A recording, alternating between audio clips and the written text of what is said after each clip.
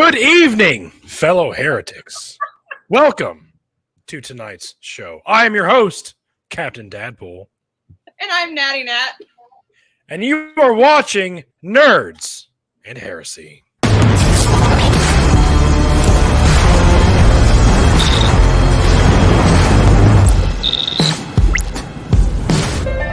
Hold on to your butts. We're getting fucking professional in this bitch. Fuck yeah. That may have been my best intro yet. I might have, we're getting better. It's taken over a year, but starting to, We're getting there. Wrap it up and go home. starting to get my footing. You know what I mean? And now we just have to get the outro. I can't do intros. That's the hardest thing. Anyway, hey everybody. We have Courageous here visiting with us and Cease to Know, who happens to be a philosophy master's student or PhD. Masters. Right. In the show. And Imas will be joining us later. So, Cease to Know. She is on her way home from work, but she will be jumping in as soon as she can. And then we'll get this party started. Sure. Well, first of all, thank you for having me on. I really appreciate it. I think you guys are great. About myself, I don't know what to say. I'm a master's degree student, philosophy. Also my undergrad in philosophy.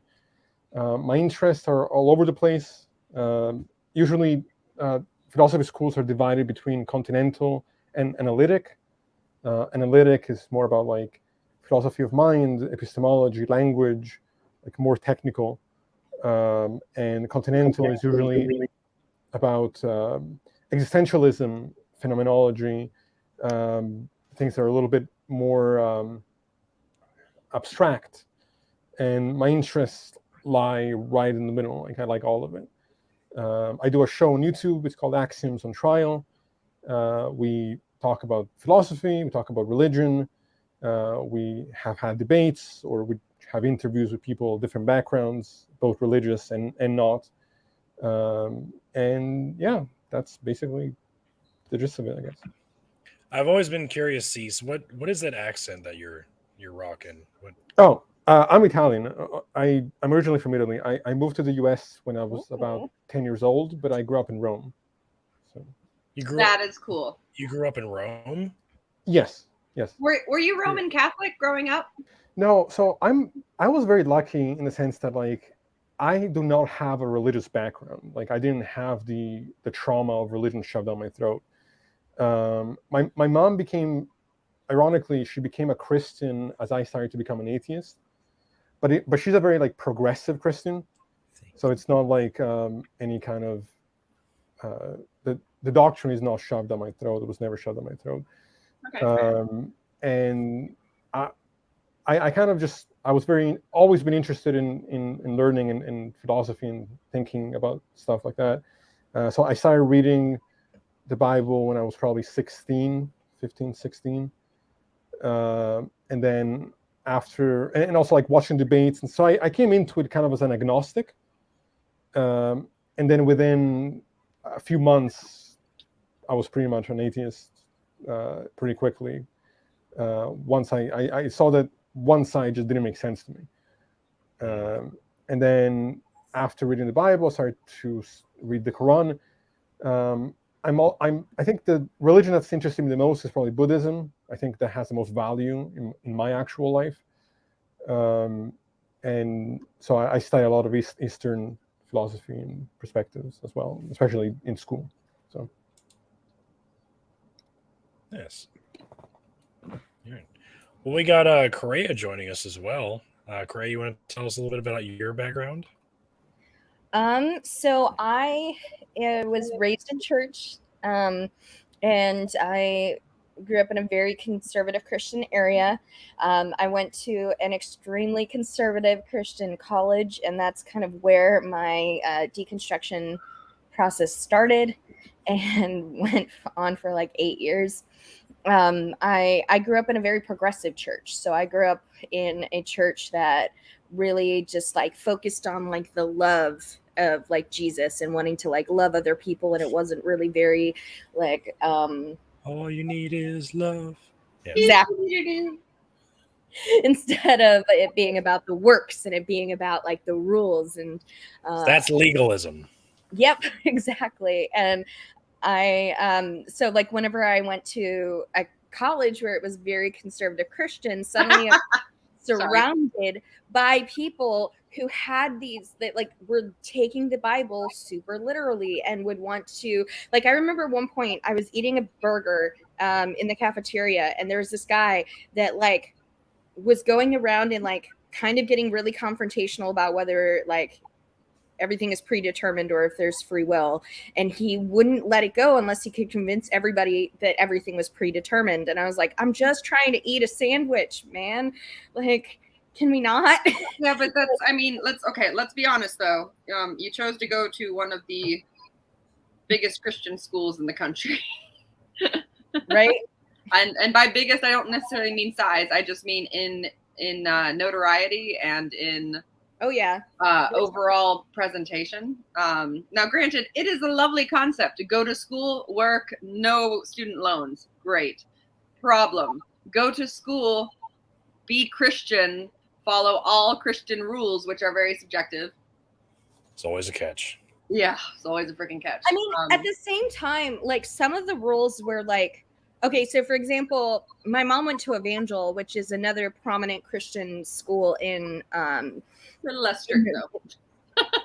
In some ways, but in some ways it was more strict. Like, for example, I had to go to chapels, like, so I had to, there were 14 times a semester I either had to go to see a special speaker, right? Somebody gets it. So I had to go to either one of their guest speakers or I had to go to chapel. So I would break it up. I would do like 7 times for the chapels and 7 times for the guest speakers. My mom had to go to Evangel go to chapel 5 times a week, and she paid thousands upon thousands of dollars to go. You know, like Ricky had to go to the military. But they also didn't force the Evangel students to sign a waiver, sign away like a contract that says they will abstain from sex, abstain from drugs and alcohol, abstain from like everything else. I thought there was a lifestyle agreement, but maybe that was Central Bible College. I think that's only if you were in the dorms. But if you went to school there, you didn't have to. And you didn't have to be in the dorms necessarily. Whereas like C of O is a whole other ballgame. It really is. It was for everybody, for us, with the exception of if you were on the basketball team. Here's why. No. There's a thing with the basketball team too with C of O up until I think it was. Well, let me share my story. Go ahead. Because our president of our college was trying really hard to like promote and push forward the athletics department, especially the basketball team, because our basketball team was decent. Every other one sucked. The basketball team was decent. So he pumped a shit ton of money into the gymnasium, the basketball team, etc. Now, the basketball team got into all kinds of trouble all the time. They were caught drinking on campus, having sex on campus, doing drugs on campus, all this stuff. One guy stole a computer or stole someone's laptop. They got away with all of it. All of it. It didn't matter. But because you're a decent basketball player, you got away with it. But hypocrisy. Jesus. We had I had a friend who was in the IT department. And he and like 5 other people came up with a system to skip chapel. So like you would go into chapel and you type in your code. And so like they would memorize each other's code, and like one person would go and type in the other 5 people's code. And like, so they would each go like 1 day a week. Right. So all those people got kicked out of college for skipping chapel. But these other guys who did drugs, stole a laptop, they got away with it because the president was like, no, these guys are our ticket to expanding the college and growing the college. It's the athletics department. So that was a weird fucking money. That's where they get the money from. They got to protect the money. That's exactly right. I always thought it was interesting that C of O fucked themselves over because they used to hold the NAIA college basketball championships and tournament in March every year. And the year that Cole Kaepernick decided to do the kneel during the anthem, They took a stand because, basketball students were doing it everywhere in the country. And they were like, well, that's not Christian. You shouldn't do that. And that year, they got rid of the tournament, which got rid of a lot of income to not just C of O, but Branson itself. So that was that was crazy. Branson was pissed, but at the same time, they were like, it's right. It's right to make a Christian stand. We're going to lose a few $1 million, but it's fine. Yeah, no, like, oh, that was a whole thing. I mean, like, they're suing the Biden administration right now so that they can sue everyone. Yeah, so they can continue to discriminate against the LGBTQ plus. So like, it's a whole thing. But the other thing is, so I guess where the tie-in for the subject tonight is like the degree that I got at College of the Ozarks was in mass communications. So that's what I literally studied while I was in school. And we tied it back in. Right. I was like, I'm here tonight. That's why I started talking about college, because my degree's relevant. I did I switched my major for one semester to mass media and digital communications. And I ended up switching it back because I realized it wasn't really my thing. It was the biggest mistake for me to change my major to communications. I should have just stayed in psychology and gone straight to grad school. But now I'm here and I'm in San Francisco and I got good things. So it all worked out. Go to Muir Woods. Speaking of whatever we were just talking about, here's Imas. Hey. Yes. Hey. Hello, glad you made it. Welcome back, my dear. Thanks. We have missed you. Missed you guys too. Wonderful. Buddy. We have not really divulged into the topic at hand, so it is lovely that you joined us before we even got into much of a discussion. So good timing. Indeed. So where do we kick things off? We haven't even planned anything, but Nat seems to remember how we left off last episode. So last episode we on definitions or something like that. Yeah, last episode we did a decent amount of definitions regarding language and regarding communication within the scope of study, or within the scope of, I guess, linguistics and speech pathology. And we kind of touched on some evolution bits and touched on like communication via pictographs and things along those nature, but we didn't really get into it too much because we were very much trying to understand exactly what we say was understood the way we mean it to be said. Mm-hmm. That made sense. Okay, that makes sense. And that's where we left off, was just with those definitions and the complicated nature of speech pathology and linguistics. So that being said, how would we like to discuss the topic at hand? Cease to Know is now joining us as well, who has the philosophy background and wants to discuss meaning, which is a whole other ball game as far as like there's understanding and then there's meaning. So there's like the meaning that's intended, and then there's the meaning that is made, and then there's like the understanding of which meaning and how to. This is going to get complicated, so let's break it down, shall we? So, Cease to Know, what is it specifically about meaning that you want to discuss? Well, so in philosophy, there is a number of different theories of meaning about how it is that what is language actually doing when we're using it, and how does it actually operate.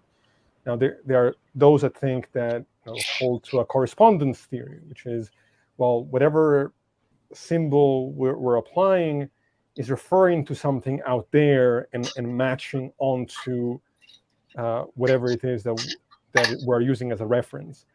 And then there are theories like the additional theory of meaning. I'll read it off of this page here, where it looks at language and meanings as kind of mental representations provoked by signs. And in this context, what that means is the idea that when we're applying an idea, and then we're using a word to describe that idea, we're usually talking about something external or internal, whether real or imaginary. Like there is a reference that we are referring to. So something like dog, for example, as a category, that it is something about the world that we're actually kind of symbolizing in this kind of sound that we come up with. But then there's people like Wittgenstein. I don't know how familiar you guys are with Wittgenstein, but he rejects this idea. He thinks that language is more about the way it's used, within the culture, the way that certain terms are agreed upon. So, for example, the word "the," what idea is that referencing? Like, what external object is that referencing? And he thinks that because, for example, in the notion of dog, there are so many different kinds of dogs, that really this idea of like one category, it's much more complex than the other school of thought wants to make it. And I think he thinks that the language is much more about how it's used rather than some objective framework that is really corresponding to something out there that's concrete. He thinks it's much more abstract. I'm doing a very bad job of summarizing this, but no, but I get it, because like, so for example, you say dog, like I'm gonna think of a very different dog than Nat and Ricky and Imas are gonna, or you know, like if you say Yorkshire Terrier, like right. We're gonna get a much clearer picture of like exactly what. Being specific and detailed either benefits or hurts us. So we find what Cease is talking about to occur in different stages of development as children acquire language. So we have the two main things for individuals who are typically developing would be hyperextension, hypoextension. So if I teach my son dog, and I point to my dog who's sitting right there, is a Mastiff Great Dane mix, right? He can do one of two things, which are both considered within like normal development. Every time he sees a dog that looks like Timber, he calls that dog, and that's the only thing that is dog in his inventory. All other dogs that he encounters, he doesn't label dog because he hasn't, generalized the term dog to include those other exemplars. Right. And then you could have hyperextension where I label my dog Timber as a dog, or that dog, right? Or Correa has a child and labels that dog as dog. And now everything with fur and 4 legs is labeled dog.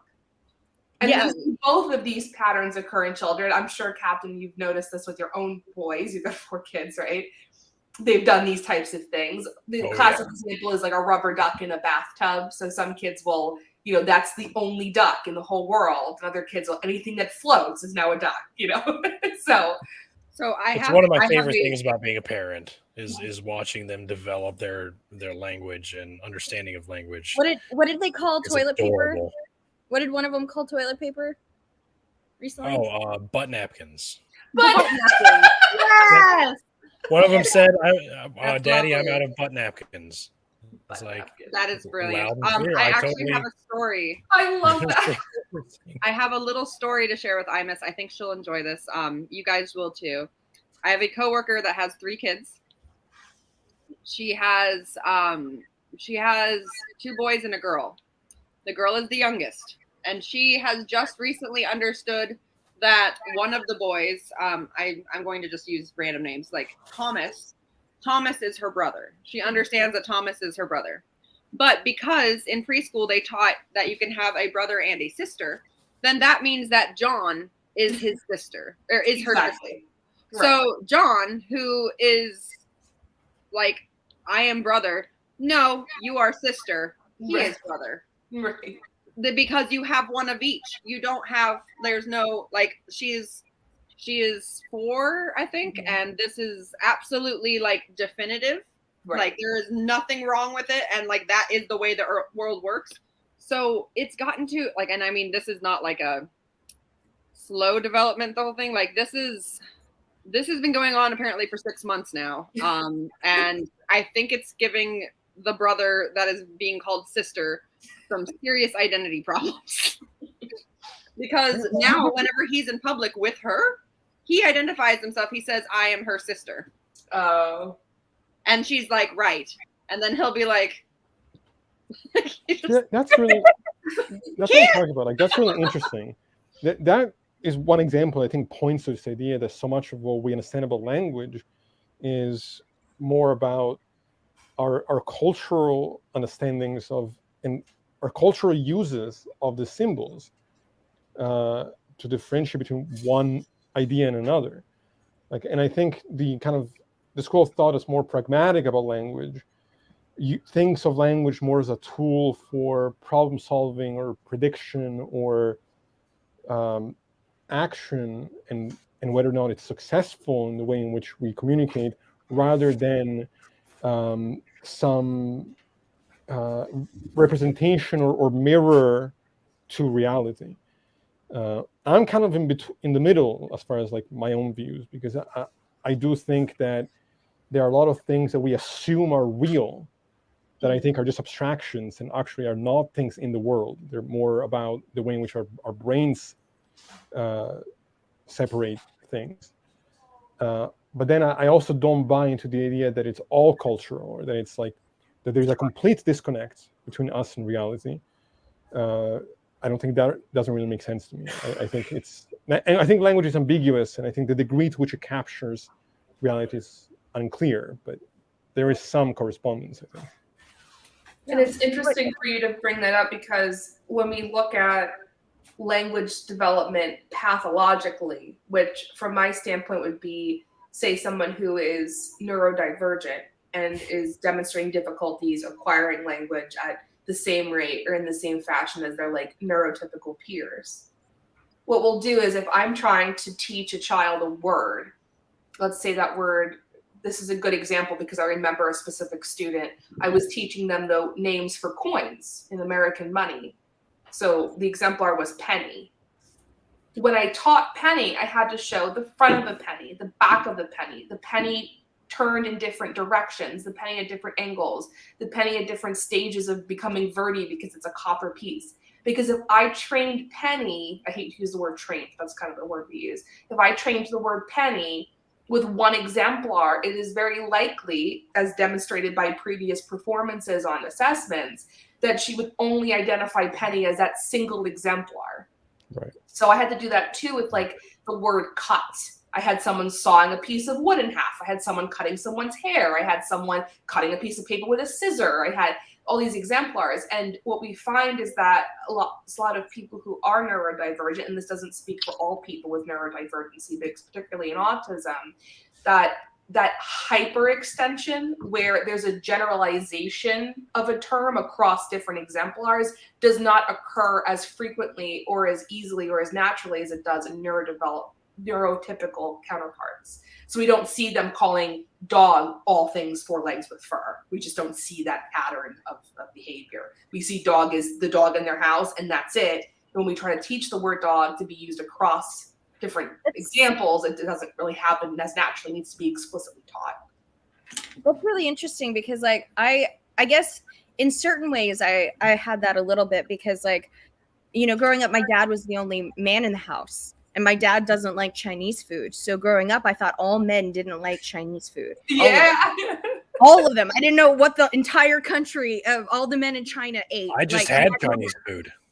Right. True story. The first time I spent the night at a friend's house, and the dad was like, let's get Chinese food. I was like, what? What is happening? Sure.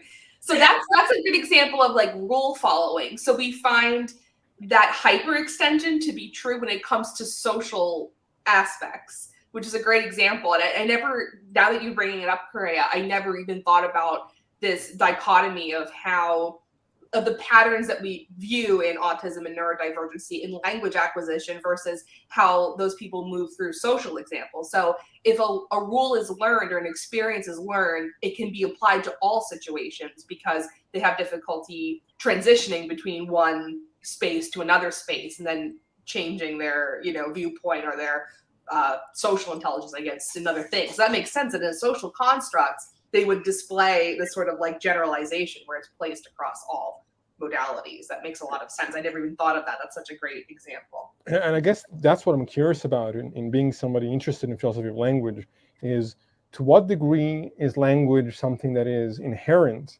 like there's some structure to how language develops that is inherent, and to what other degree is it learned, is it trained, is it about culture and what gets passed down onto you? Because like you said, those kind of generalizations that I think are common for a lot of people are not common to someone like myself either. It's not so intuitive. Sure.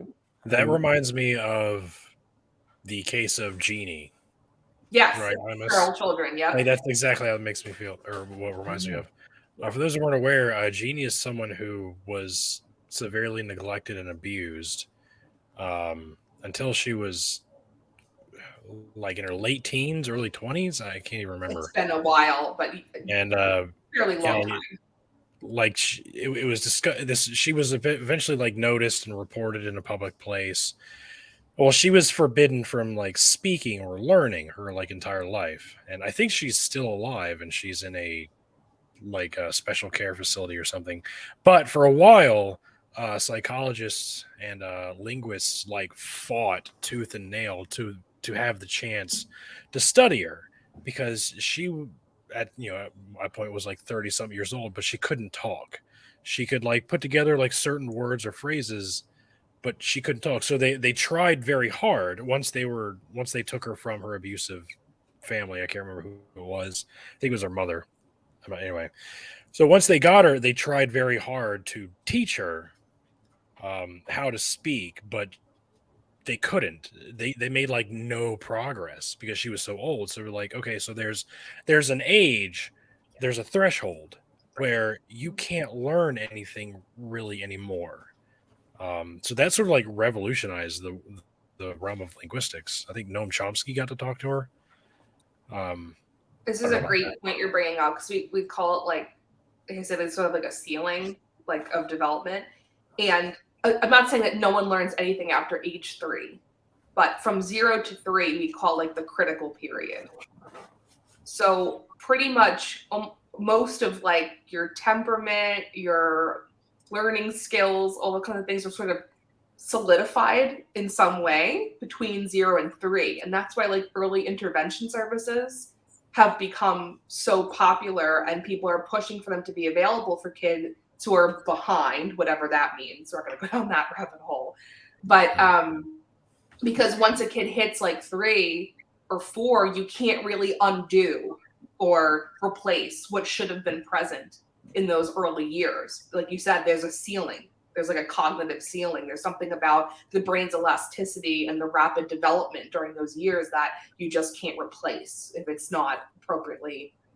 And like Cease just said, Noam Chomsky is sort of the one who came up with the language acquisition device. That there's like a region in our brain that we've yet to identify that acquire language. And we talked about this a little bit on the last episode. But although we do point things out, can, orange, like, of course, there are things we explicitly point out to our children and name them. We don't sit down and teach grammar to our children. They just acquire it from constantly being exposed. And there's a YouTube series where I think it was a linguist or a speech pathologist that put up cameras and microphones in her house. And from the day the baby came home from the hospital, she mapped every single time the baby was exposed to the word water and all the context until the baby actually said water. And I can't remember what it was, but it was something enormous, like 673 exemplars, something insane. You don't realize you're doing it. But all these have to be learned in context, and they have to be in conversation. So they've had examples of children who just kind of sat in front of a television and aren't interacted with, and they don't acquire language because the social aspect of it is not there. And that's part of the reason why we think people that have disabilities that are considered social in nature, like autism or other neurodivergencies, might struggle with language acquisition because the way that they process social interactions is different. So it changes the way that they map language skills. We don't know everything about that, but it's an idea. It's something that we've observed in research and literature. It's really interesting because even like My mom, she is an interpreter for American Sign Language Oh, for so cool. 35 years. And so if I talk with my hands a lot, like that's where that comes from, is I was raised by a woman who talks with her hands. And she would say how in homes where the kids have both deaf parents, they will, just like babies will do baby talk and will be like going like gurgle, like they're trying to mimic the sounds, but they don't know what they mean yet or how to say the words. You'll see deaf babies and deaf, or like children of deaf people. They will be trying to mimic with their hands. Yep, they babble with their hands. Doing, even if it doesn't mean anything. Even if they're not deaf, you can teach babies sign language before they can actually speak. Like we did that with my kids, and they got more. I think more is this. So like before they could even talk, like they would be like, oh, you want more like puffs or whatever it was we were giving them at the time. Yep. I used to wake up and go, more candy, please. Aww. Well, what I wonder is the people that are like the example that Paul gave earlier. These people that lack the kind of the social aspects, or lack the language acquisition, how do they navigate and understand the world and their part in it? Like once you're past the threshold of being able to learn language in the way that it's more common to learn it, what is their experience of their phenomenology like? Like how do they understand themselves and the reality they're experiencing if they can't categorize? It's really difficult. So the other example is that for deaf kids that are raised by hearing parents, about 90% of deaf kids are raised in hearing homes, and only about 5 to 10% of those homes in the US use sign language with their children. And so, so because of that, they're having to learn. There's either a ton of stuff they miss, or there's, they're trying to learn through lip reading. And even if at the most, if you were like a professional, the most you can understand of a conversation is 35%, but it would take as much concentration as for me right now to become a concert pianist, like a professional concert pianist. That's how much concentration it takes. And so if, like one thing interacting with deaf people is a lot of them have really poor social skills because their parents, if a 4-year-old is at the dinner table talking about going to the restroom, a parent can pull the kid aside and say, we don't talk about that at dinner time, or we don't talk about that while people are eating. But if a parent doesn't have a way to communicate with a child, and the child doesn't have a way to understand it because they're not communicating through language, like there's so much that they don't understand is not socially like the norm or acceptable. And socially acceptable in the hearing world. Okay. Exactly. Yeah. I've also had kind of, I don't want to say it's an opposite reaction, but I had, there was a child that I babysat for a while that had been taught sign language to, do little things, just like, I love you and all that stuff. But the child was almost 5 years old and preferred to do the sign language over actual interaction, especially if their mother was around, because it was, they What do you mean by actual interaction? Fair. Let me rephrase. They would go to their mother and ask for things rather than coming to me, despite the fact that both I and the mother knew the hand gestures that and the symbolism behind what he would want.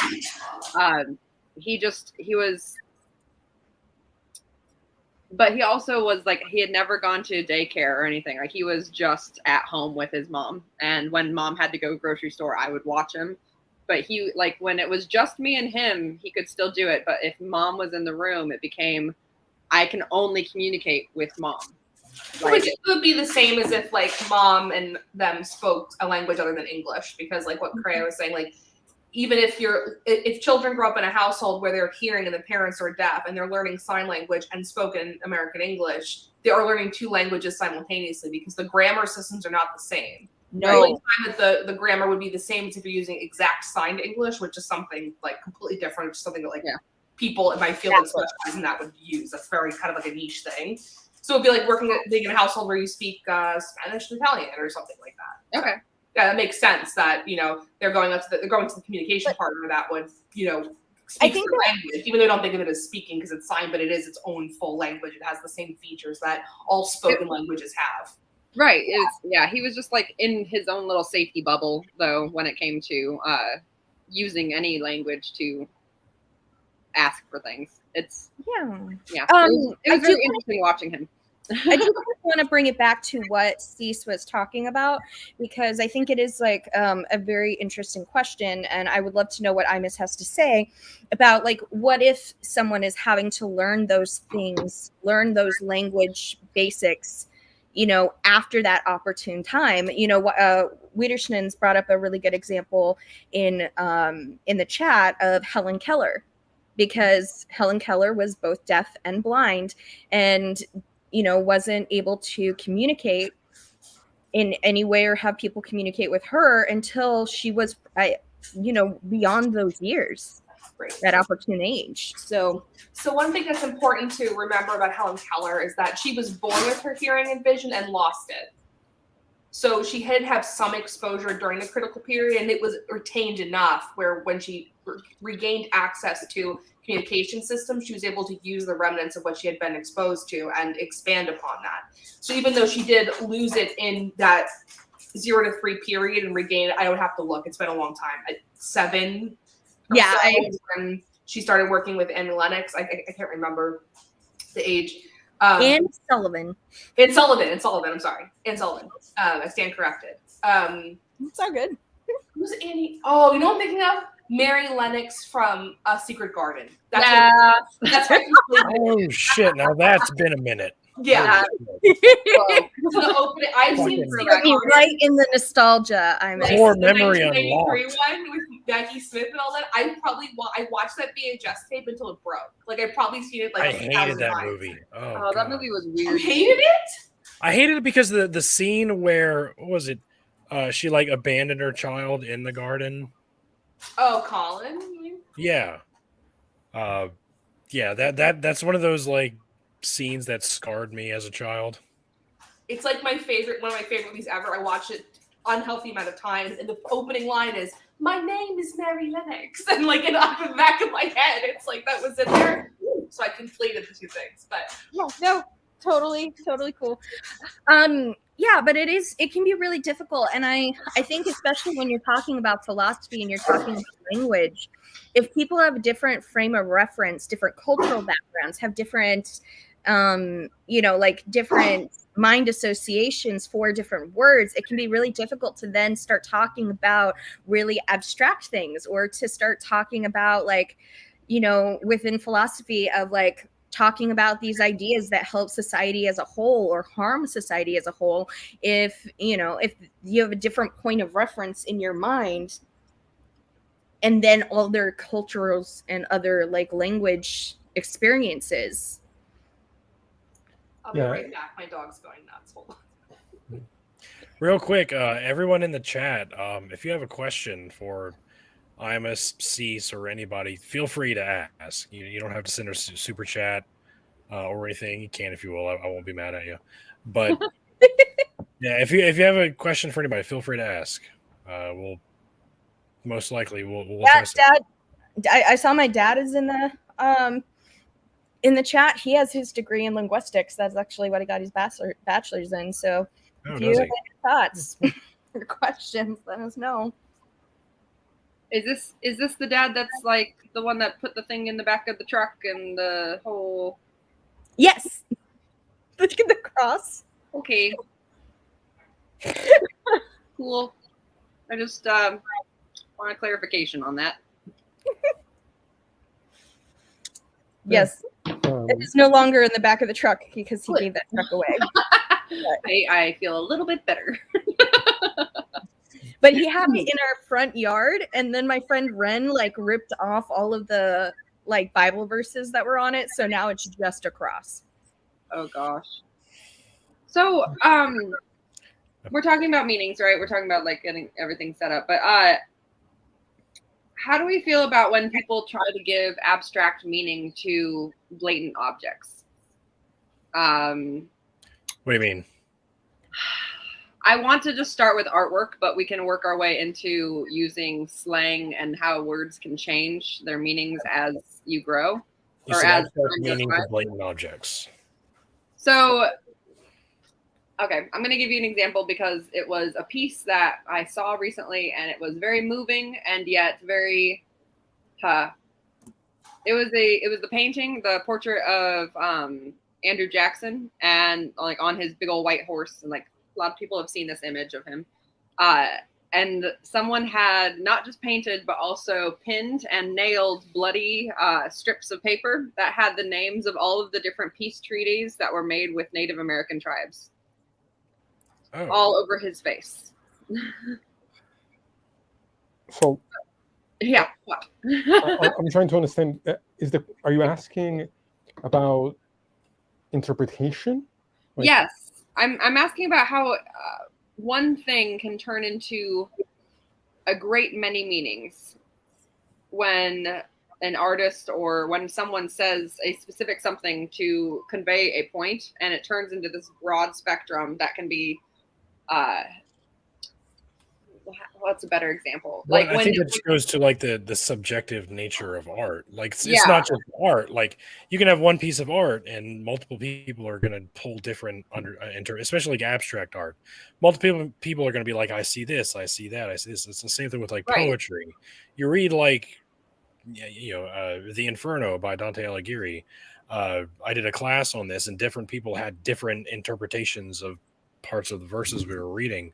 right. I think that just speaks to like the subjective nature of abstract art or poetry.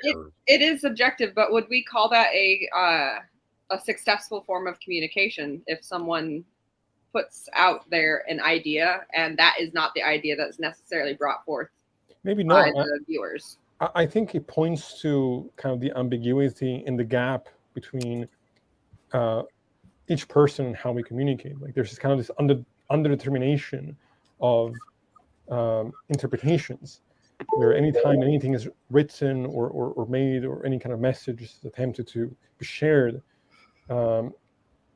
we can't be sure to what degree the concepts we have in our minds are matching the concepts that they have in their minds.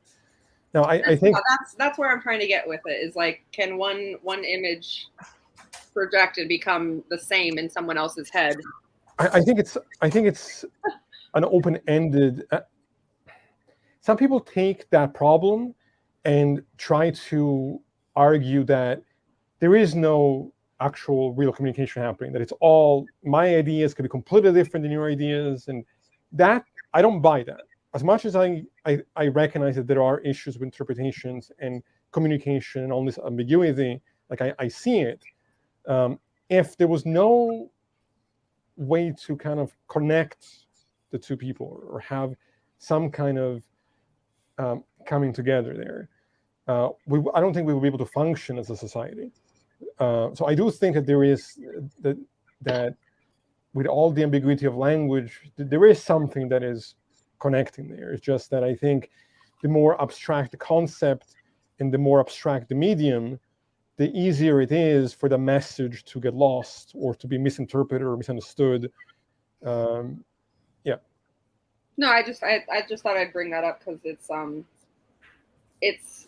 I always think it's very interesting when someone's like, this has very deep meaning, and I'm just like, well, that's subjective because I see a blue dot.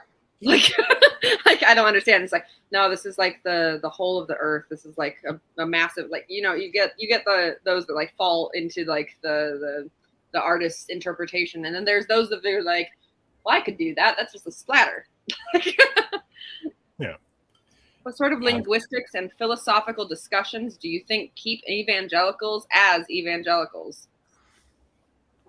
Well, I think actually primarily what we just said is that they don't recognize, like the literalists don't recognize that there is actually a real gap there between what they're reading and what message may actually, they were trying to communicate. Like they have this assumption that they're grasping the thing as it is, and with any kind of literature, that is it's not possible to have that certainty here.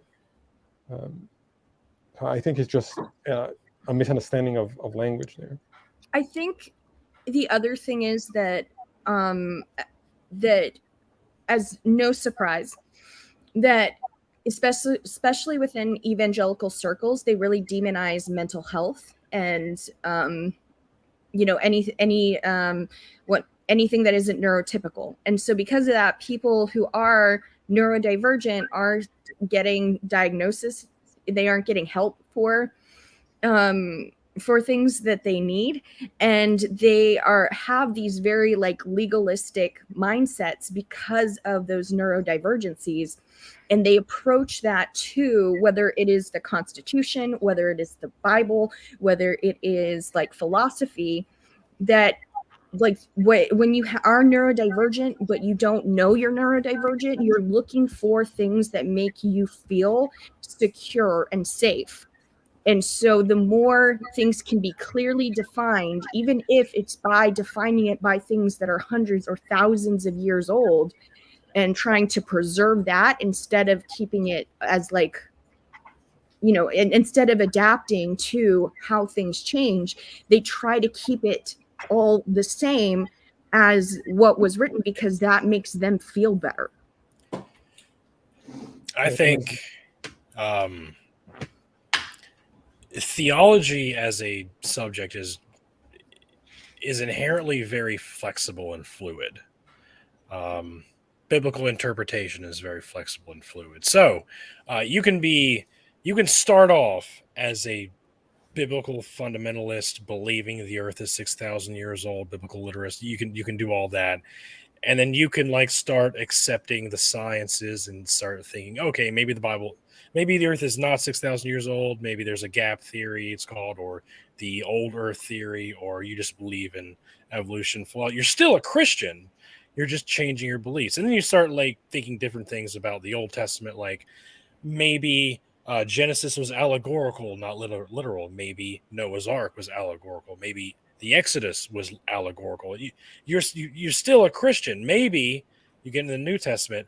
Maybe Revelation is not literal, meant for that time. Maybe it's not meant for a future time. It was a failed prophecy. So all I'd say, or the Trinity, the virgin birth, all these things, like you can pick and choose what doctrines you want to, or don't want to, or can, or are unable to believe in, and you're still a Christian, no matter what. Other Christians may not consider you to be a Christian, but you're still considered a Christian because you believe in the resurrection of Christ. Everything else is up to interpretation. So I think that's why evangelicals are still able to remain evangelicals, because the Bible lends itself to such flexible interpretations.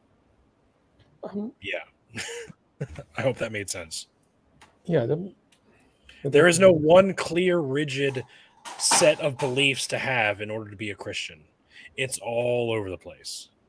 So, which is why there's 45,000 denominations. Exactly. They're all Christians. How many denominations of Islam are there? There's a lot, actually. I'm pretty sure that's the same way. There's a lot of denominations of Judaism. Yeah, I was like, I feel like there's still several denominations of Judaism, but I don't feel like there's nearly as many. Yeah, Judaism is a more, I hate to say the word, but like it seems to follow a more traditional backbone.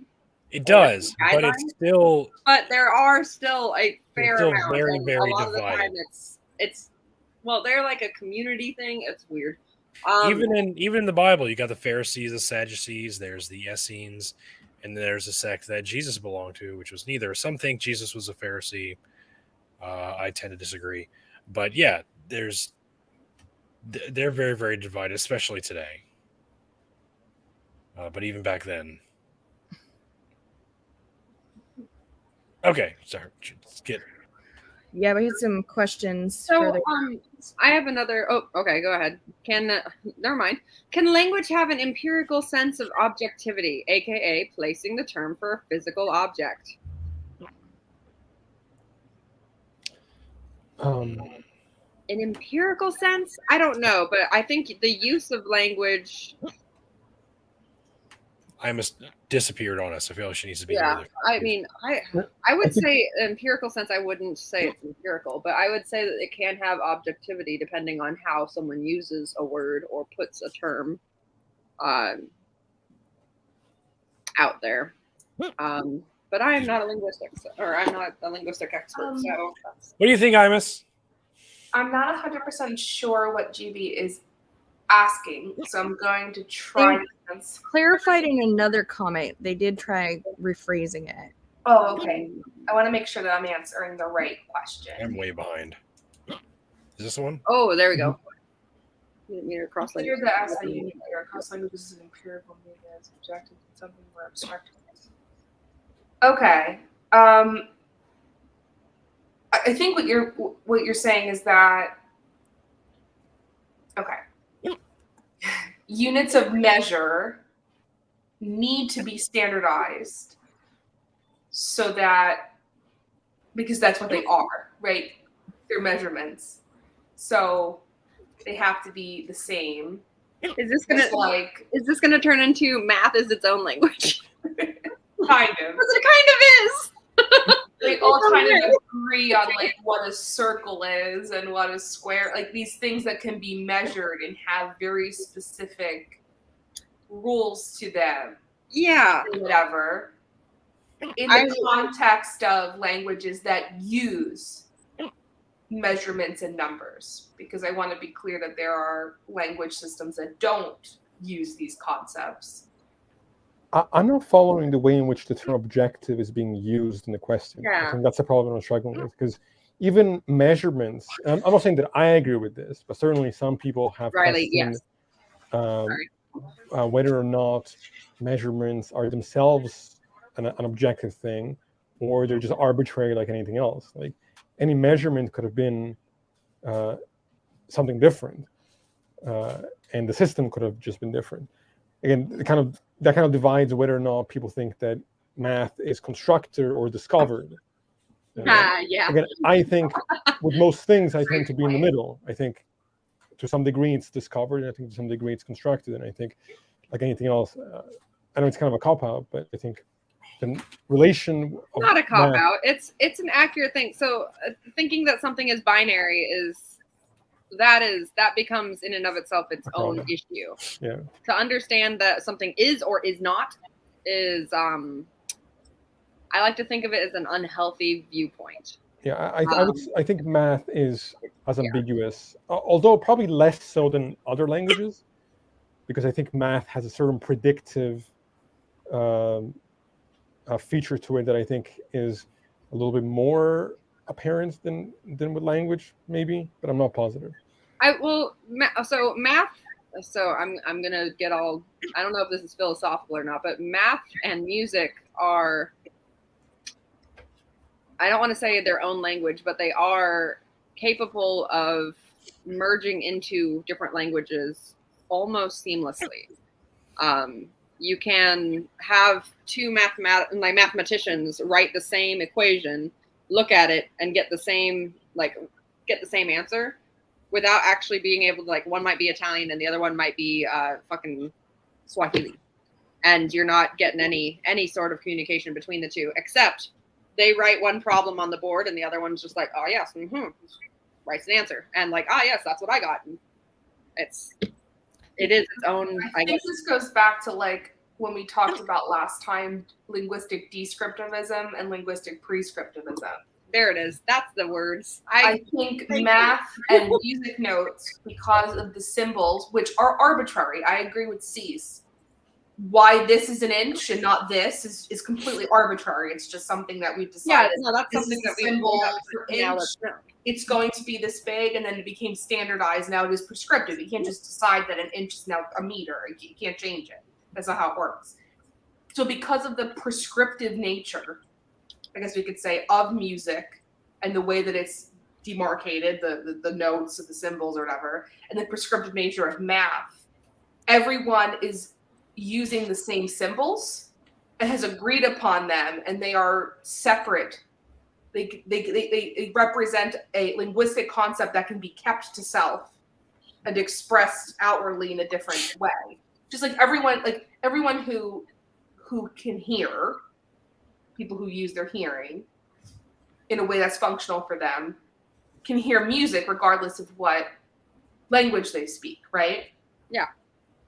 Just like things have length, regardless of what language you speak, or how you describe that length might have a different word, but we've all decided upon this is this much. Well, And I mean, that's Americans will great, literally right? use anything but the empirical system to. Let's Well, be it's honest. America. great, That's right? why. I mean, it's I'm a in a Facebook survivalist group. outcome. How Because it's many great. bananas is the same weight as this water bottle? I Dude, think I'm in a Facebook group called Americans Will Use Anything But the Metric System. I am too. So funny. I think They a did good one guess. the other day that was like somebody in a textbook was like this bridge can withhold can withstand like 13 elephants, and I was just like, can we just not say tons? Is it okay to just use the word tons? Apparently not. Can I have an actual number, please? We should try to get my brother on the show at some point, because I've had a conversation with him about math and what he thinks about math as a language and as something that, like how is math corresponding to reality? He's a physicist. I've had him on my show lovely. before, and we've had some interesting discussions. That just got about so that. excited. I am. It's He, because, well, when it comes to language, if we're going to discuss language, my best language is math. Right. It's working with physics. It's understanding, like, those word problems, those pesky word problems, that science in school. Those are my things. And then I think you'd really like talking to him. communication. I'm like, oh, this is hard. Yeah, I think you guys would really like talking to him, because he has a way of kind of expressing some pretty confusing and complex ideas in like ways that can be understood from people that are not in the field. Like, I'm not a physicist, and most of the stuff goes over my head, but he's made it make sense to me, for the most part. So before we got into the music and so the subjectivity of, or I guess the question was the objectivity of specific lengths or measurements. I was going to mention charismatic speaking as a term or a way of withholding. Well, because we were talking about religion, so I figured I'd jump in on that. But then we got back to linguistics, which is lovely. But now I'm kind of wanting to go back to the other thing because I still have a question. Go for it. The charisma of a preacher, the charisma of a pastor, the ability for them to form words that have various patterns, beats, pressures that push an idea out there. I guess what I'm saying is the more charismatic a preacher, it seems the better likelihood that someone will stay within that religion. And I don't even remember what brought that up exactly because I got totally distracted by That's what Jimmy's question was like within like philosophy and language, like what like what do you think keeps evangelicals as evangelicals? And so I think what you're talking about, like, that ties in. So that was it. I was like, that might be one of those moments. Yeah. So thank you, Freya, for knowing I my own mind. think what keeps anyone anything is what is reflected back to you. So if you are an atheist in an atheist space, you're more likely to hold on to your atheism. Oh yeah, no, I guess. If I went and attended church every day for the next year, I would probably come out of that experience maybe thinking a little bit differently. And it's part of the reason I try to make sure that when I'm having like my Bible study things I do and stuff, I try to at least have somebody on there that's a Christian and somebody on there that's atheist, because I don't want to hear my own thoughts and ideas reflected back to me. Like, I appreciate that. I have a shadow for that. it can do what I do and say what I say, right? So I have a small child that is learning to be me.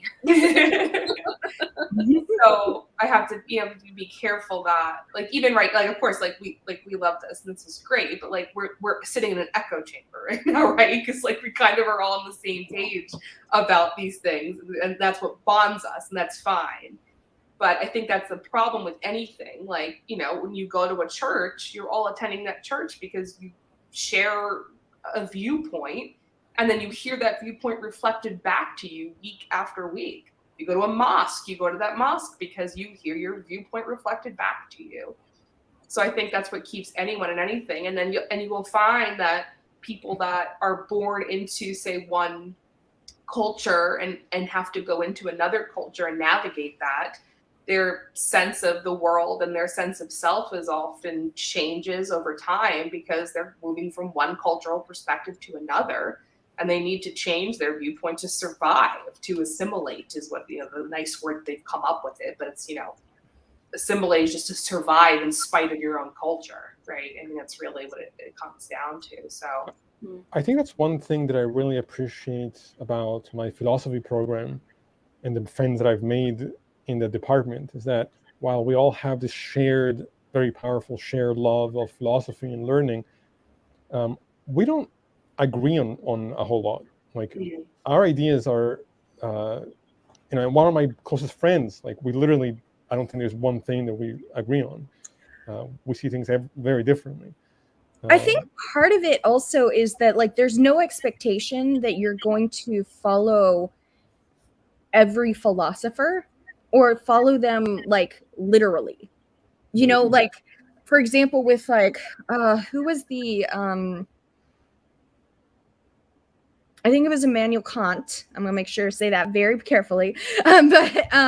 Who like would basically like make these like moral absolutes of like, so like lying is wrong. So any situation where you're lying, then therefore that would be wrong. So the people that were hiding Anne Frank in their cellar and lying to the Nazis, therefore would have been wrong because they're lying. And we have enough social intuition, or most of us do, some of us clearly don't, but some, but to understand that like you can't reconcile that with reality. Well, so like that goes back to a binary viewpoint, which is the problem. It's either right or wrong. There's well, Kant's perspective, I think he called it the categorical imperative, and it's the idea that if everybody followed the specific action, it would throw the world into chaos. And so the way to kind of determine what one should do or shouldn't do should depend on kind of observing that as a rule. I think that most people who are doing philosophy recognize that any person we might be reading or thinking about is going to have flaws in their arguments and problems that they run into. I think a lot of philosophy is not so much answering questions; it's opening up more questions, or which can sometimes be frustrating. But I just caught a question in the chat. Peter Weishart said, "So a foot can be something other than a foot as a measurement?" No, that's exactly the point. Is that we're saying is that with math and music, it is so objective and prescriptive that it speaks for itself without the subjective constraints of language. That's why, like Natty was saying, that you can, kind of write these things out in different languages. They don't need, they're sort of the exception to the rule, right? I'm fairly agnostic about that. I think that's where my intuitions go to, like that I think of math as just being more objective than anything else. But I have questions there. Like there are things that I think are more ambiguous than. So a more ambiguous example then might be the fact, and this goes into physics, which I will then say is objective, but it goes into our eyes can see a certain color, and we know that color is blue. Like the sky is blue. Is your blue the same as my blue? Well, biologically, it may not be, but due to physics and due to how there are rays coming at us, it is the same. The color we see is the same, despite the fact that you might be colorblind and seeing gray. That is still blue. That's where physics gets all messy. There are certain cones and rods that Right. only activate in the presence of that color. So you're right. We can objectively measure the response of those particular cells under like laboratory constraints. Whether or not the person will identify that as the same color as somebody else's Exactly. is different. That's a great example. Yes. Yeah, that's one of those things that I get asked all the time. So I'm like, is the sky really blue? And I'm just like, well, what do you see when you look up? Do you see blue? So yep, okay, well, great, that's blue. And then we get into languages that don't use color words. Yeah, don't use color words. Let's use UV light spectrum numbers. Let's get the HZs in here. Let's go with the charts, and we'll have a little more fun. Get some measurements of radiation and stuff. The intersection of linguistics and music would be a great question for an ethnomusicologist. Okay, Captain, go find an ethnomusicologist for next week's episode. Jimmy, I will get right on that. Does Jimmy want to hop on? I'm just kidding. Oh, Jimmy. I would love to hear Jimmy talk about the intersection of linguistics and music. Jimmy will come on, and then he will start acting like Ben Shapiro, and it'll be very interesting. I'm here for that. I mean, sure. Jimmy, what do you feel, man? You want to pop in and give a little bit of a lecture? There's a lot of great. I didn't even like click on the comments this whole time, so I'm like, oh gosh, yeah, I don't know if we'll be able to do that tonight. I'm. Oh yeah, I was gonna say we might not do Jimmy tonight, but we should bring him back for the next round of language. Yeah, and I'll talk to my brother to see if I can get him on as well, because I think that'll be. Oh gosh, they're gonna get physics and language in here. Ooh, it's gonna be a disaster. I'm so for it. Chaos. People in the comments are really smart. I don't even understand what half of them are saying. I'm gonna be. Oh wow. Well, see, that's the fun part about having professionals that, like, that's why I had to go through the definitions with you, is because I wanted to make sure that when you said something, I was receiving the same message that you were trying to send. That was a big thing. That it goes back to what Cease is talking about, how there's this sort of like fluidity of like how much is understood and like what we define words to mean. I still have the notes from last time. Oh, do you? But yeah, they're in front of me, which is why I'm trying to use them. She's a big note taker. That's good. That's why she's my co-host. I do the. She does all the responsible things. The only difference between between blowing stuff up and science is if you write it down. Write down the process. If you write it down and you know exactly what happened, you can repeat the process. You're doing science. There's so much science in Burn Notice then. There is so much science in Burn Notice. Oh my gosh. I don't think you understand that show. That show was so fucking like the journal of a scientist as like a CIA agent. It was there's good stuff. I'd be like just watching that show, and then I'd be like, I can make a bomb out of that light bulb. Just give me some vodka and some chewing gum. No, that's not accurate. But the way that they wrote it is very similar to how my mind works. I'm like, yes, I used this prescription in this setting to do this experiment. I can now change one variable and turn it into an entirely different experiment and write about it. So GB is asking, he said, even a single text cannot be reconciled objectively in reference to religious texts. Because then everyone's God is different. And by linguistic relativity, subjectivity, their belief in God is unequal and non-standardized. Yeah. My response to that is yes. I don't. Bravo. Yes.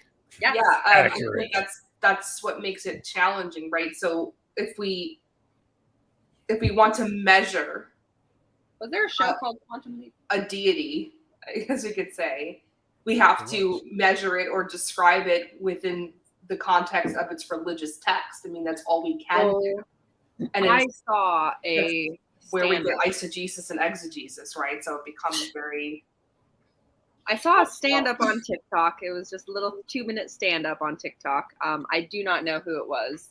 I don't remember his name, and someone might remember this one, but it was a British guy who was talking about how the hell were like the Protestants of England supposed to convert Indians to their religion. And when I say Indians, I do mean as in like Indians from India, not the Americas. and he was talking about it, and he was just like, well, it's like you ask the person, it's like, well, we're going to pray to God, and they would be like, which one? And it's like, no, there's only one God. What is your God's name? And he would be like, well, it's God. And he's like, is it a girl or a boy? It's like, no, there is no girl or boy. It is simply, Imas is dipped out. She'll be back. She'll be back. Okay. My, It's like, no, like you can't decide. And he's like, it sounds like your God does not exist. And it was humorous. I gotta find that. That sounds hilarious. It was very first, funny. Super chat. Thank you so much. Hello. P. Bethulu. Hey, Bethulu. Oh, fun explodity science. The sandbag won't save you this time. It's a blog. Look up floof. Scary, horrid stuff. Oh, fluorine chemistry. Oh, yeah. Have I told you? Oh, Hey, Bethulu. You know what? At some point, I'm going to talk James into this at some point. I want to do the giant worm experiment where you have a barrel of stuff and it just goes and becomes a bunch of things. I will show videos of that at some point. I just wanted to add on the last couple things that were said. I think it's amusing when you get a theist on one hand saying how our human minds can't comprehend the nature of God and the greatness of God and all this stuff. I'm like, but theirs can. But then no, but they're also saying, well, God wants this and that, and God is this thing and that. Well, then obviously you're understanding it. So they'll turn around and tell you all about him. Dude, right, I used that. So Shane the Skeptic had a TikTok that was about that, being like, God is just, and the Bible are just beyond our human understanding and our minds. Yeah, so let me explain it to you. And it was like, no. That stuff goes like crazy. Yeah, like God cannot be explained. That's By the way, he is necessarily triune. Right. Fucking what? Yeah, it's. How is God triune if he can't be explained through our human understanding? Okay, all right. Cthulhu knew exactly what I was talking about. Yeah, elephant's toothpaste, which no one wants to. Yeah, Yes, the elephant toothpaste video / experiment. That is the one I'm talking about. Was there a new one? Was there a new record attempt? I don't know who did the biggest record, did the record breaker, but there was one that broke an entire house. It was bad. They did it in the backyard, and it went through his back window and went into his house and basically destroyed his entire kitchen. I felt really bad about it. It's like, ooh, yeah, underestimated elephant's toothpaste. Don't ever do that. I might tag you guys in a conversation I'm having on TikTok about slavery, because it's exhausting me. And well, have you tagged the atheist troll yet? Yeah, I have. Okay, I was gonna say all Jeff he said was, "Are you okay?" And take over. Yeah. Oh, I don't do the slavery talk. I will very specifically say it's wrong, and then be like, "Fuck off" for anyone that's saying it's not. But yeah. Yeah, I don't delve into that too much just because it's covered so much by so many other people. Yeah. Like there are some people who love talking about it, and I'm just like, I am so sick of this subject. Yeah. Why? Well, the guy is denying that the Bible supports it anywhere. It's like, have you read it? Oh, that's problematic. Well, okay. It's just exhausting. Well, but that's what they do, is they say it doesn't endorse it when it clearly does, because otherwise they can't reconcile their God as a good God. They have to reconcile. They have to for their own. Otherwise, it creates too much cognitive dissonance for them to continue to worship a God that they believe does something bad. Yeah. Right. So they have to find a way to reconcile it to say, well, no, it doesn't really condone slavery. It's indentured servitude. And it's like, no, it condones all forms of slavery, sex slavery, and chattel slavery, and indentured servitude, all throughout the Bible. Like, it's right there. You just gotta read it. I did have a conversation with someone recently that talked about how they cherry pick the messages of the Bible, and that is the only way that the religion should follow, is through the messages sent through the stories. And I was like, all of the stories? And they were like, no, just the stories that are good. And I was like, that's the problem. Yeah. Well, I guess if it makes you a good person, that's fine. But then why are you calling yourself Christian? Just call yourself a good person. Like, I don't Yeah, I don't know. Okay, you want to identify as something that you don't truly follow? That's fine by me. I guess I also am. I don't know. I am gay, like, which because I like it, but I'm not like it. Like, I was like, that is about as reasonable as I can think. There we There go. she is. We got it. Oh no, I definitely agree with you, Jenny. I'm not trying to defend indentured servitude. Like, Oh no. that's like the modern prison system is. I indentured leave for servitude, 5 and I'm- minutes. What's going on? Oh, we got biblical. Let's get biblical, biblical. No. No. Gonna stop you right there. Are there any good stories in the Bible? In the Bible. So yeah, there are lots of objectively decent JL was pretty stories in fucking the Bible, badass. as long as you take them as just stories. Right. Um, Learn your lesson but from the as soon as story. you say that their history or their theology, then it becomes problematic. But if you read the Bible as myth, the way it's supposed to be written, then it's not a bad story. It's really not. Well, or just like take it as like, so for me, it is like it's ancient people trying to understand their God. You know, and Yeah. so it's like if you take They're it trying to that understand lens, the then nature of it's the like, world around them. it's just We're getting people- dangerously close to the beginning, the understanding of the beginnings of origin stories through language and storytelling. Oh, geez. We're about to flow this I love back into stories. language, baby. It's happening. Well, for the Bible or for the biblical authors, their goal in writing served at the very least two purposes. One, to define the origin story of their own people. Right, that's one. And two is ascribed how it's supposed to end.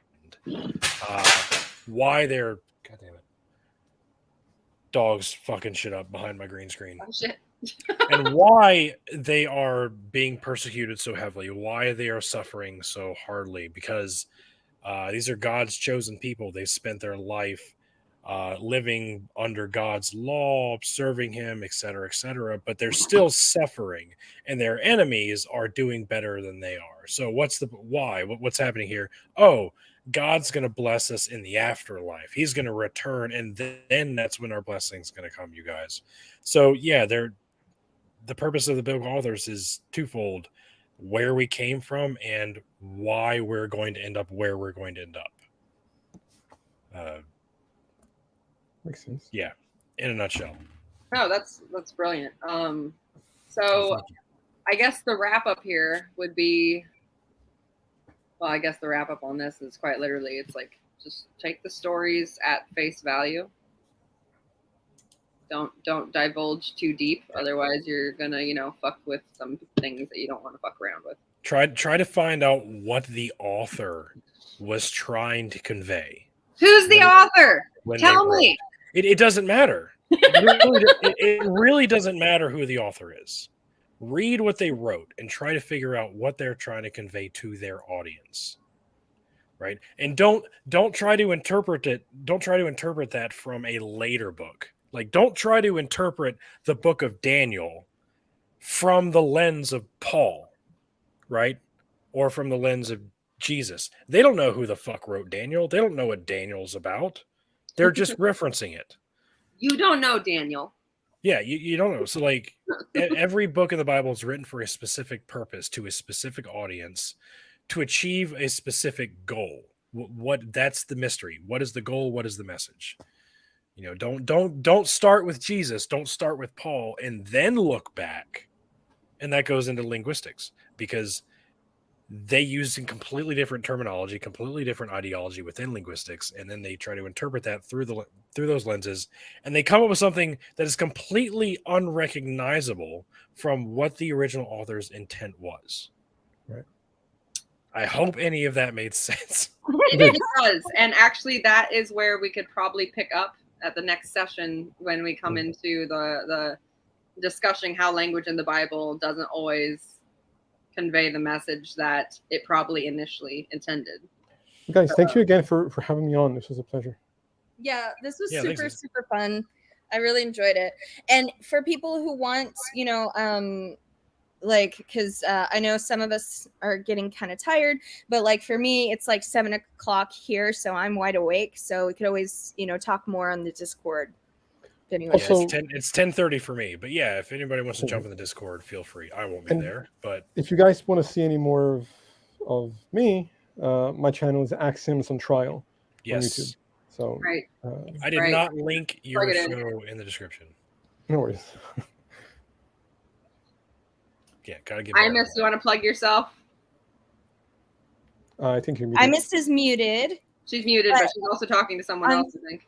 Sorry. Interesting. Do you want to plug yourself before we back out? Oh no, I wasn't trying to plug myself. There was a question about someone said, in my final grasp on faith, I checked it out, and as a neurodivergent person, I discovered that a lot of the Holy Spirit in the charismatic crowd could be stimming. Oh yeah. Oh, that's a thing. I That's really in wanted with to this. address that before we left. Oh, that's that's a absolutely. thing. Oh. I feel like that could be a whole episode. Like That- that right Well, there. so can I write that down, and can we pick up on it when we? Yeah, let's when we invite do Thon That to be would be on, great. and we can do that. I am Question. down for that. I will have it written here so that we can. Where is we it can again? touch I on can't. it. Fuck, I Thon can't find it. Oriat. I hope I'm pronouncing their name. There it correctly. is. Yeah. There it is. The only part of the charismatic crowd. Yes, I was a charismatic Pentecostal Assemblies of God, straight out of the You know Azusa that. Tree Revival movement. Yeah. In my final grasp of faith, I checked it out.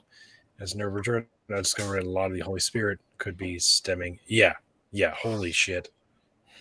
Yeah, that was something I noticed too. I just didn't really. He just said this quiet part out loud.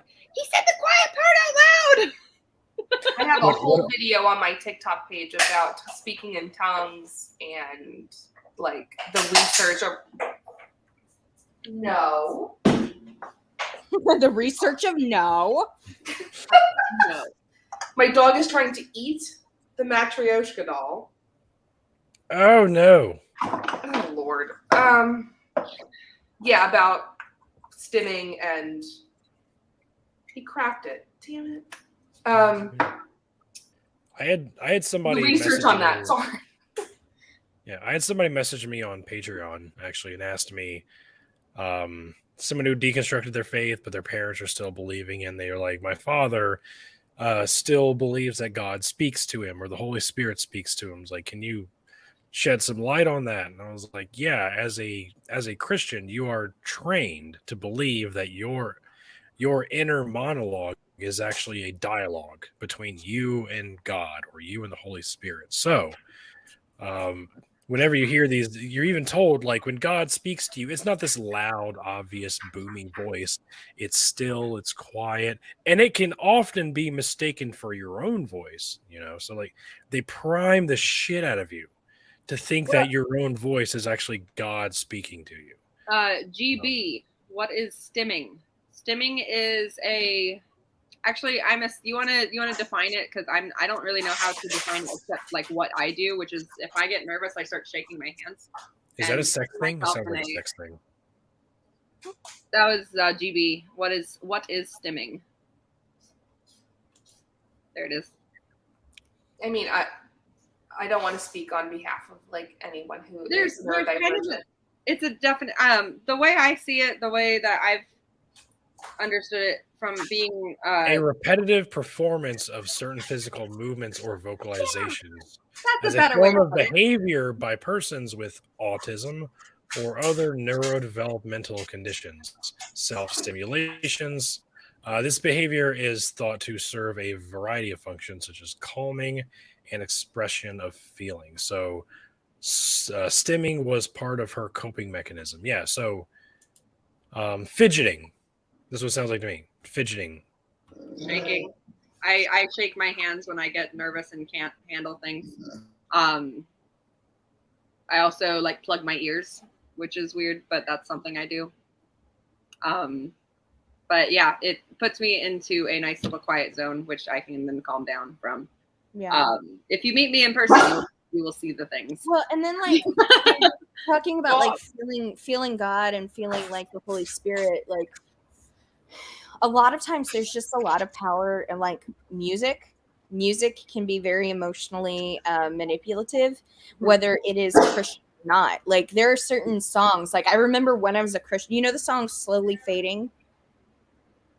I used to, when I was a Christian, wish that was a worship song. I was like, why is this not a worship song? Because whenever I would listen to it, it would bring this like overwhelming sense of like calm for me. It came on my like radio while I was driving out, and it just reminded me of that, of being like, you know, like that feeling that I would get from listening to worship music. I would get from listening.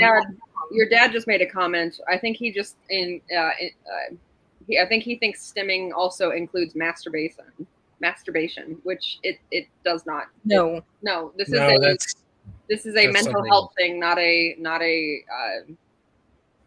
physical or sexual thing at all. So a good example of that, actually, your dad mentioning that, there was a device that I gotta think of her name really quick. Oh, autistic woman that studied cattle and bovine and is Trimble? No. Temple Grandin. Sorry. Oh, Temple Grandin. Love her. She created a pressure machine, which was literally, it's like, she called it the hug machine, which was designed and replicated for her body as a way for her to feel warmth and pressure without having actual physical interaction with anyone. And she had it in her dorm room, and her roommate thought that it was like a sex machine, and they tried to get her kicked out of school for it, even though she wrote an entire paper and a description about how it is how it helps her calm down, and how they use it when branding cattle to get the cattle to calm down prior to getting branded. So it's yeah. I know she's autistic and she works with certain groups that we're not really think, but like I'm just trying to use that as an example. Sorry, Jimmy. But yeah, so that was kind of triggering to have your dad be like, "Is it masturbation?" Because it's really not at all. No, I mean, not even close. You can call him out whenever, like. Okay, I just. All right, well, we're at about an hour and a half. We'll come back with yeah. We'll roll this up in the near future. Yeah, and if anyone wants to, I'll be in the Discord for a bit. Awesome. Thanks again for having me, guys. Absolutely. Thanks for being here, Cease. Hey, Imas, you're back just in time to say bye. My dog I got my kid in bed so I wouldn't be interrupted, and my dog interrupted me at least 9 times this evening. Oh. Well, second kid, 4 legs, all that. There's always next time. Thanks for having me on. Of course. Thanks again, everyone. Y'all have a good night now. Good night. Bye.